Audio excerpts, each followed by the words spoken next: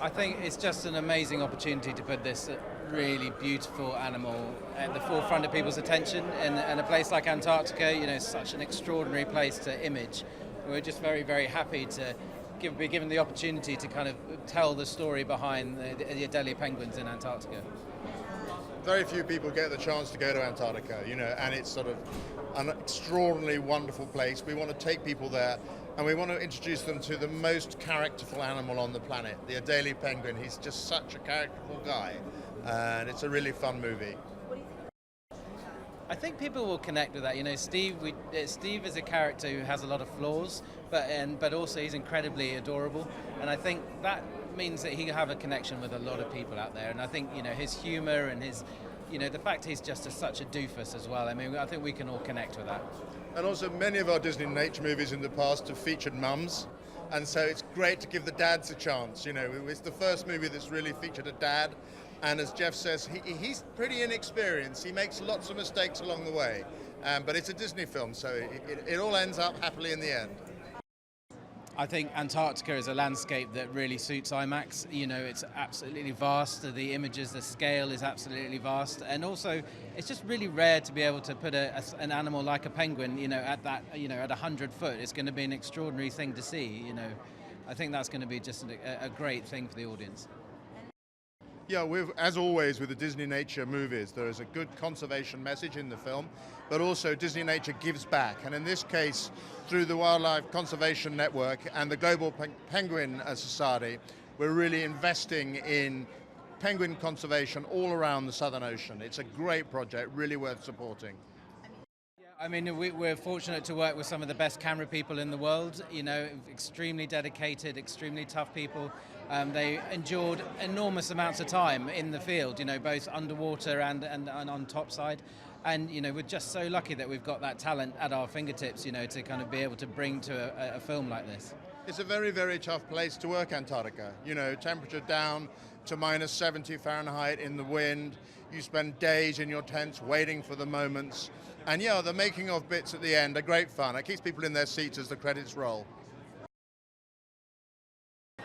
Well, first of all, I think that the penguins, I mean, it's not funny really, but you can't help smiling with that waddling walk, and it's the only way they can get around, but they just look comic. And I think children will absolutely love this movie. And the photography is out of this world, absolutely stunning. It took 4 years and several teams of hard work, cold, so cold. Well, Conservation Network, Charlie Knowles, I've known them right since the beginning, and they're a wonderful organization. They support people who are out in the field studying animals that, he starts them off, he helps them get going and provides money. So his idea was from the beginning to bring wealthy people to meet these usually rather young people out in the field. And so through the Wildlife Conservation Network, the penguin research will be supported. I mean, they're just so endearing. They're waddling along and then they come to a nice smooth bit, so they go sliding along on their tummies. And, people who don't know will be amazed that they go off for such long journeys to look for food. And they'll be amazed to see the little downy chicks. They're just terrific.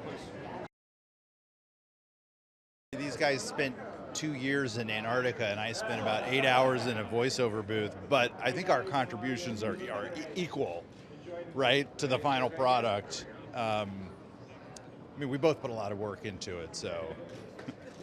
They were in Antarctica, and the voiceover booth I was in was very air-conditioned, like maybe even overly air-conditioned, so I get it. That's what I'm trying to say, yeah. Well, penguins are so incredible. They're such expressive little creatures, and they have such an incredible physicality. After watching them for a while, you just, as an actor, you want to get in their heads and you want to kind of understand how they think. And it just was so, it was so fun to spend all this time kind of watching and learning about the penguins, and then kind of bringing Steve, the main penguin, to life. So yeah. Yeah, it's really a mixture of, scripted formal narration, and then there are parts where I slip into kind of Steve's inner monologue, and some of that was scripted, some of that we played around with all of it, right? We tried to find the best energy, the best line. We tried lots of different versions of things, and then I think in the final edit they just built with what they had. I think people are going to feel a lot of awe about the just tenacity and scrappiness of these little penguins that seem so adorable and cute, but they are tough. And also a lot of, I hope, a lot of awe and inspiration about the beauty and fragility of our planet, and the incredible wildlife and how interconnected everything is. Well, first of all, Steve is the every penguin, right? I mean, he is the quintessential guy who's just becoming a dad for the first time and trying to figure it out. And what's great is one of our directors, Jeff Wilson, is a young father as well. And he pulled a lot of his experience into this. And then we ended up using Ed Helms as our narrator. Ed has a young child as well. So a lot of millennial dads involved in this thing. It's always interesting with these true life adventures, because it's all about the story.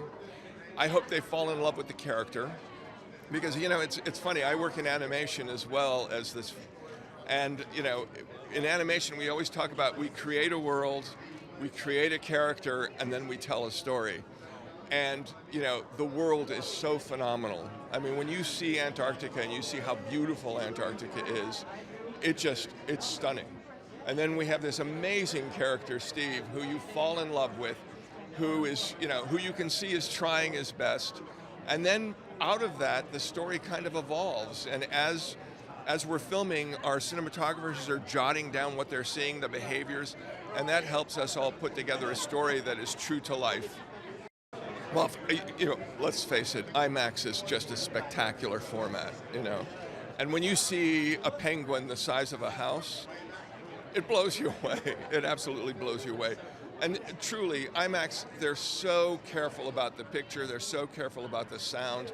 I mean, you're walking into like the premium experience when you do that. The weather in Antarctica is not always the kindest to you. I think the biggest thing are the katabatic winds that come in as spring is turning into summer, and you're getting 150-mile-an-hour winds. We had a team at Cape Crozier who essentially had a storage container and tents. And the storage container was for the equipment, and the tents were for the filmmakers. And so to me, these guys out in the field are heroes. They are just amazing, and I am honored to be helping get this on screen.